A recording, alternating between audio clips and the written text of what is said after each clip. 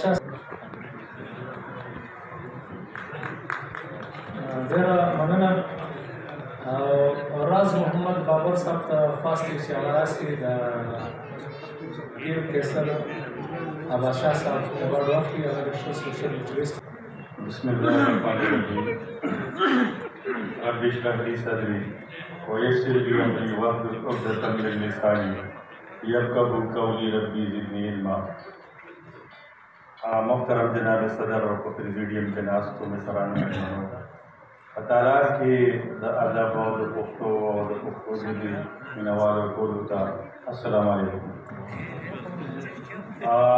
نسیم منطقه سے وہ ماتوی جو کہ تاسو دې پروګرام ته خامخا راځي نو چونکې زموږ ډیوټي داسې وي چې موږ ته ټایم نه میلاږي خو بیا ما د پښتو د دې مینې د برکت چې کوم دی نو دلته راغلم وختي راغلي وو ټایم مو ډېر وشو پروګرام ګورو او ما چې وکتل نو په دې ځای کې او په دې پروګرام کې هرې ضلعې ته نمائندګي ورکړل شوې ده چې زیات تر پکې ملکن دی په هغې کې ګټور دی په هغې کې ثوابې هم شته په هغې کې بله ضلع هم شته خو مردان پکې نه و خو دا شکر دی د نسیم منظور موږ ډېره شکریه ادا کړو چې دلته زما د مردان نورالبشر نوید صاحب راوغوښتو دلته کې چې کوم دی نو زما ورې کمزوره سړی نظیم یوسفزی راوغوښتو ډېره مننه کوم. ما چونکې ګلرنګ زما کتاب دی په هغې کې ما یو دغه لیکلی دی یو نظر لیکلی دی چې ټوپکې تماچې به ماتول غواړي پښتونه بچو له به ذهنونه بدلول غواړي پښتونه او د شر او د فساد د دې جنګونو څخه جوړېږي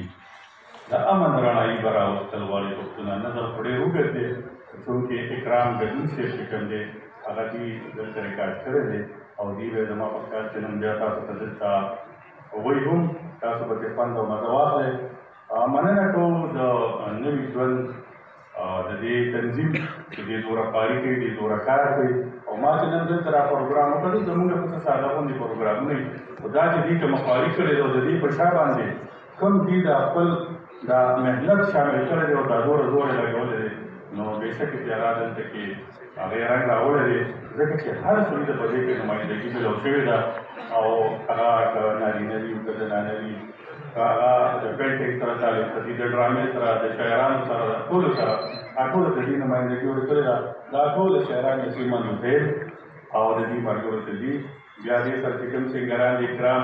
ګډون صاحب چې کوم دی هغه ما د دې په خصوصي طور دا ویلو چې تاسو به دا در خامخا راځئ. ډېره مننه کوم د دې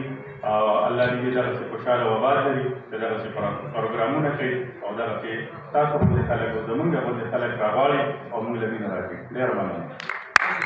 تاسو لپاره د ژوند د طرفه یادګار سرټیفیکټ دی هغه به هم درکړو. صاحب لپاره ایوارډ موږ اعلان کړی و